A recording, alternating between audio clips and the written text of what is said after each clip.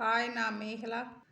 பூர்வீக சொத்து பிரச்சனை, கடன் பிரச்சனை தீர்ந்து நிம்மதியாக வாழ்கிறதுக்கு நான் சொல்கிற இந்த வழிபாடை முறையாக செய்தால் நம்ம கர்மாக்கேற்ற பலன் கிடைக்கும். இந்த வழிபாடை செய்து பலன் பெற்றவங்க இருக்கிறாங்க. இந்த வழிபாட்டுக்கு முன்னோர்களோட ஃபோட்டோ இருந்துச்சுன்னா அந்த ஃபோட்டோவை வீட்டில் கிழக்கு பார்த்து வச்சு வழிபாடு செய்யணும். அமாவாசை அன்னைக்கு வழிபாடு செய்யணும். ஏன்னா முன்னோர்கள் அவங்க வாழ்ந்த சொத்து தான் நம்மளுக்கு கிடைக்கிது. அப்படிங்கும்போது அவங்களோட ஆசீர்வாதம் நம்மளுக்கு ரொம்ப தேவை. முன்னோர்கள் வழிபாடு செய்து முடிச்சுட்டு குலதெய்வ வழிபாடு செய்யணும்.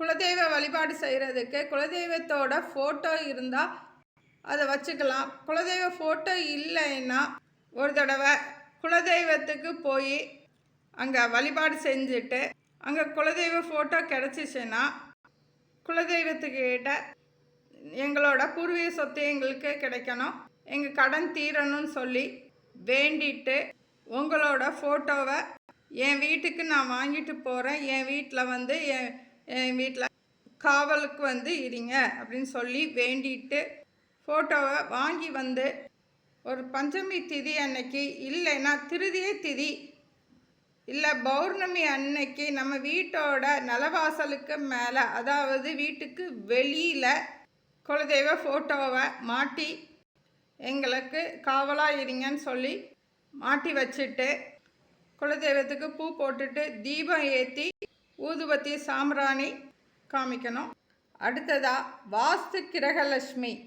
வாஸ்து கிரகலட்சுமி ஃபோட்டோ வாங்கி அதை வீட்டோட நிலவாசலில் உள்பக்கமாக வீட்டுக்குள்ளே வர்ற மாதிரி இந்த ஃபோட்டோவை மாட்ட வைக்கணும்.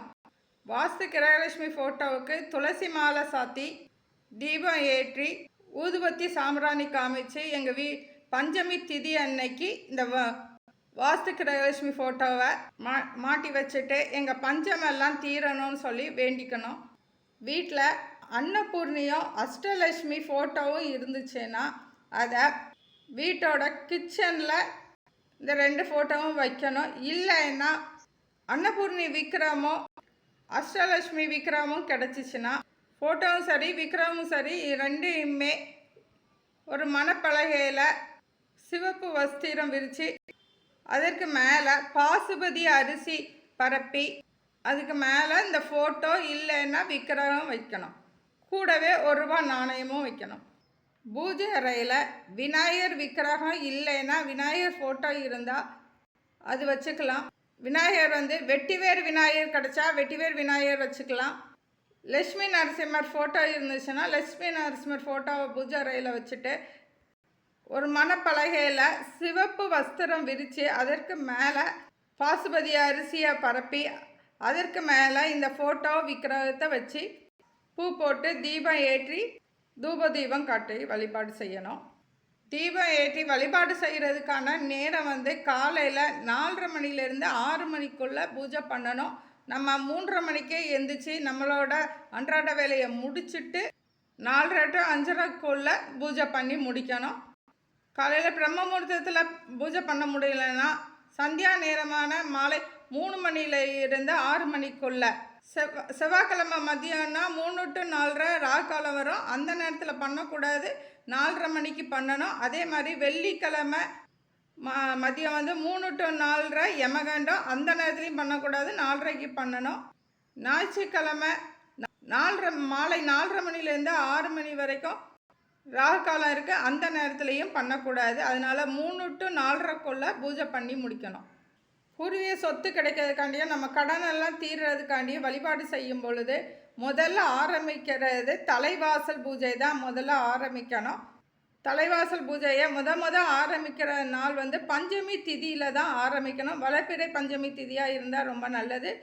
நிலவாசலில் மஞ்சள் பன்னீர் கலந்து நிலவாசலை அலங்காரம் பண்ணணும். அதோட குங்குமம் வைக்கணும்.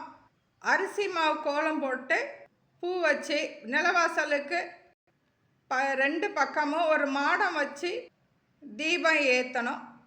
நான் தலைவாசல் பூஜை எப்படி பண்ணணும்னு அடுத்த வீடியோவில் நான் போடுறேன். வாஸ்து கிரகலட்சுமி ஃபோட்டோவை தலைவாசலுக்கு உள்பக்கம் நம்ம வச்சுருப்போம். அதை அந்த பூஜையையும் நம்ம குலதெய்வத்தை நிலைவாசலுக்கு மேலே வெளியில் நம்ம மாட்டியிருப்போம். இந்த 2 வழிபாடையுமே பௌர்ணமி அன்னைக்கு ஆரம்பிக்கிறது ரொம்ப நல்லது. 3வதாக பூர்ணியையும் அஷ்டலட்சுமியையும் சமையலறையில் நம்ம வச்சுருப்போம். அந்த பூஜையையும் வளர்பிறை திருதியை அன்னைக்கு ஆரம்பிக்கிறது ரொம்ப நல்லது. பூஜை அறையில் விநாயகரையும் லக்ஷ்மி நரசிம்மரையும் வச்சுருப்போம். அந்த 2 வழிபாடையும் அமாவாசை இல்லைன்னா பௌர்ணமி தினத்தில் ஆரம்பிக்கணும். பூஜையை ஆரம்பிக்கிறது முதல்ல தலைவாசலை வழிபாடு செஞ்சுட்டு தான் 2வது சமையலறையில் பண்ணணும். 3வது பூஜை அறையில் பூஜை பண்ணணும். அப்படின்னா நம்ம தலைவாசல் பூஜை பண்ணும்போது பூஜை அறையில் விளக்கேற்றக்கூடாதான்னு கேள்வி கேட்கக்கூடாது. நம்ம எப்போதுமே பூஜை அறையில் நம்ம விளக்கேற்றுவோம். அதே மாதிரி நார்மலாக எப்போதும் கும்பிட்ற மாதிரி விளக்கேற்றி வழிபாடு பண்ணிக்கலாம். ஆனால் பூர்வீக சொத்துக்காண்டியும் நம்ம கடனுக்காண்டியும் நம்ம வழிபாடு செய்யும் பொழுது தலைவாசல்களை பூஜை முடிச்சுட்டு சமையலறையில் பூஜை பண்ணிவிட்டு அடுத்தால தான் நம்ம பூஜை அறையில் பூஜை பண்ணணும். இந்த பூஜையெல்லாம் தொடர்ந்து 16 நாட்கள் பண்ணணும். அதுக்கப்புறம் உங்களுக்கு டெய்லி பண்ணுறதா இருந்தாலும் பண்ணிக்கலாம். இல்லைன்னா இந்த திதி நான் சொன்னேன் இல்லையா, அந்த திதியில் கூட வழிபாடு செஞ்சுக்கலாம். தேங்க்யூ.